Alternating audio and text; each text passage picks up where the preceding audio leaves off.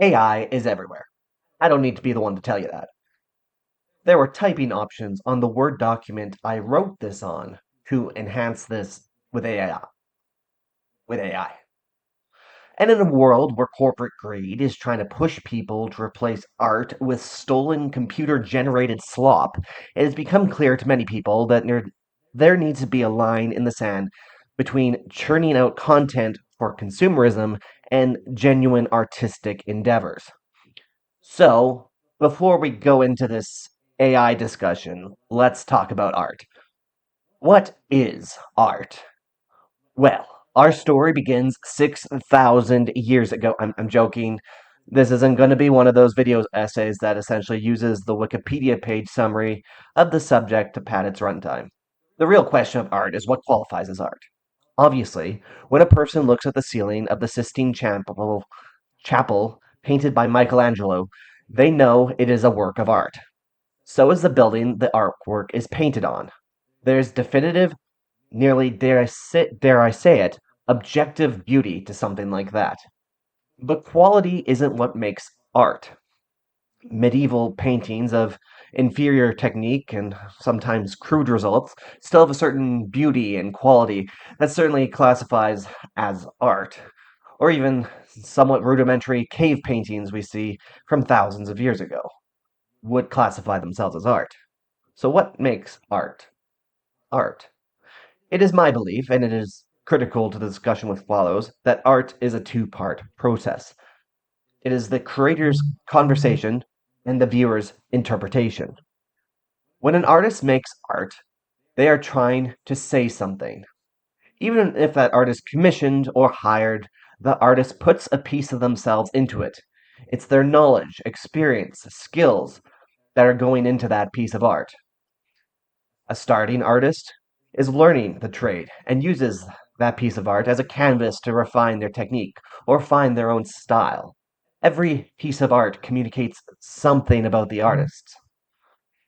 And then the second part of the cycle is how it is seen. The viewer then gets to use their own experiences, preferences, and tastes to take in that piece of art and to consume it, to see what it means to them. Perhaps it lands, and they adore the brushstrokes or the lighting in the painting or whatever. If it's a movie they've watched and it just hits on an emotional core that resonates with them. Everything is subjective to the viewer's own interpretation and critiques. One person's Mona Lisa could be another's Jackson Pollock. Perhaps the viewer picks out something by which the artist never truly intended, but yet it is there to that viewer. And the thing is, there is a beauty in this process.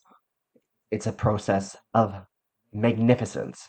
It is this beautiful conversation between the art and the artist and the viewer which has kept art alive for millennia. It is this process which has captivated kings, raised slaves to greatness, and even brought on revolutionary change. And this conversation is dying.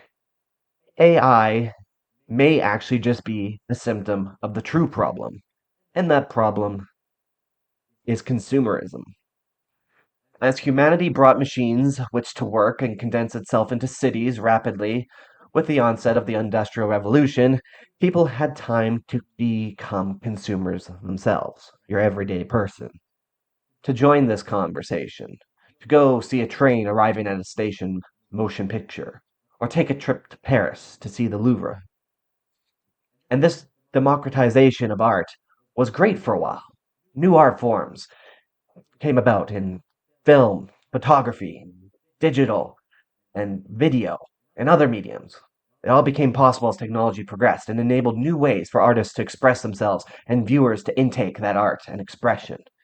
And with the onset of the internet, immediate feedback became possible. Something like a movie such as Star Wars The Phantom Menace could release and disappoint many people and rally an army of hatred which would drive a child to madness and an actor to near suicide.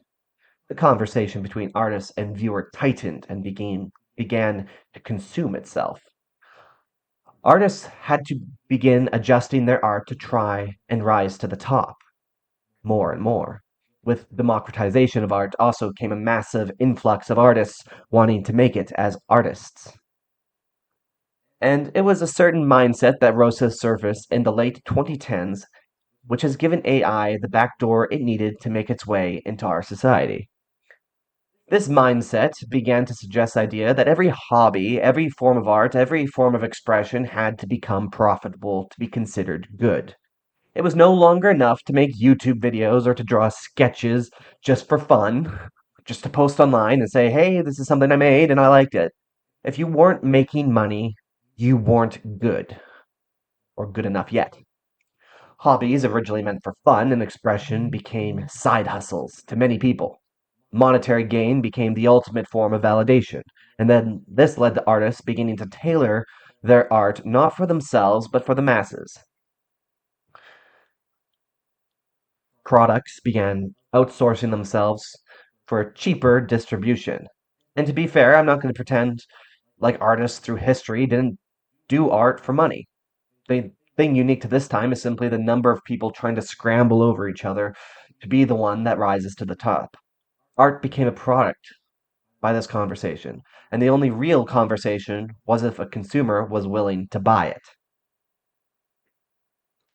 And the goal was to make the art just good enough that the consumer would continue to consume from the same artist in the future.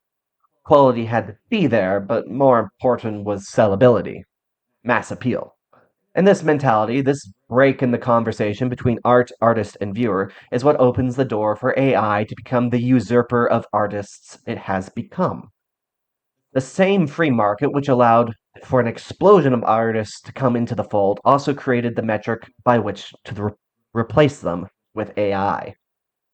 Because to the average layman, a person who just wants to buy merch of the things they like, they don't care about having that conversation anymore. They just want a product with a name, face, logo, or phrase from their favorite TV show, video game, sports team, comic book, movie, whatever. And AI can make that faster than any real artist. And all it costs is that conversation.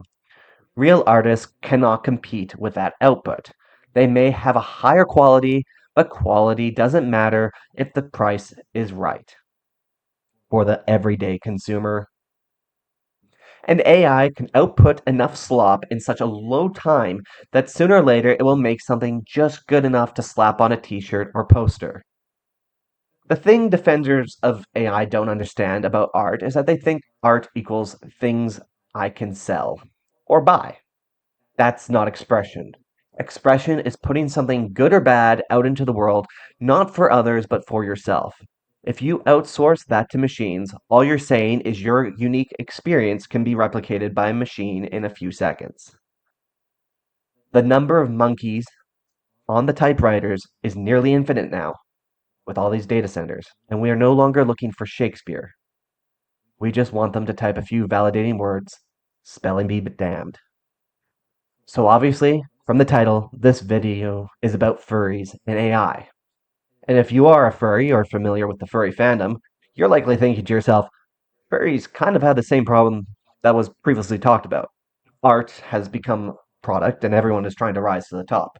Everybody wants to be a pop fur or, be popular and make, you know, tens of thousands of dollars drawing commissions or making fursuits.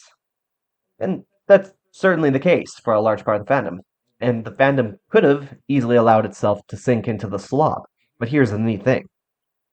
Most, if not all, furries have something called a fursona. Some people even have multiple fursonas. What is a fursona? It's a unique character that person has crafted or worked with an artist to create, in which they essentially put on when online, in costume, or even just doing furry things. That fursona is typically an animal, although some furries even incorporate inanimate objects into their fursonas. Like there's a traffic cone fursona.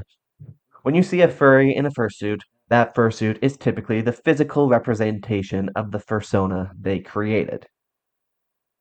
I'm painting in broad strokes here. Some furries have a more unique relationship with their fursonas, fursuits, or what have you. But broad stroke, this applies for most. There are many furries who will buy a pre-made suit and even work backwards to make a fursona based off the character that they purchased. Many furries ascribe certain traits to their personas of which they wish they had in their normal lives. Playfulness, outgoingness, being more social, stuff like that.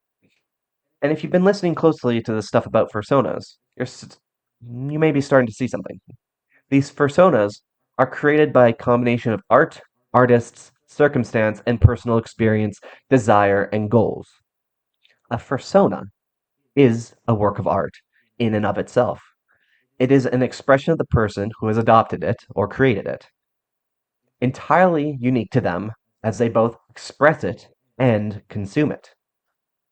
The persona closes the loop in a way AI cannot meaningfully penetrate.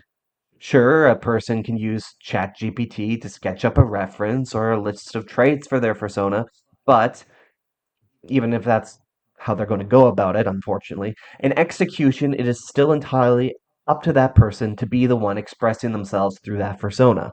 When they hop into VR chat or go around a suit and convention floor in a fursuit, it is still their performance. It is still them. A persona cannot be replicated by AI, because in the greatest twist of ironies, pretending not to be human is entirely a human act. It is to put yourself out there in a way that AI cannot simply do, because you are the canvas. And this isn't even mentioning the wider fandom's outright rejection of AI. I was just at the Canadian Furry Convention, Furry 2026, this past weekend, and the hotel hosting the event had put up signs around that were clearly made from AI. And the convention had to put out a PSA uh, addressing this because there were so many complaints.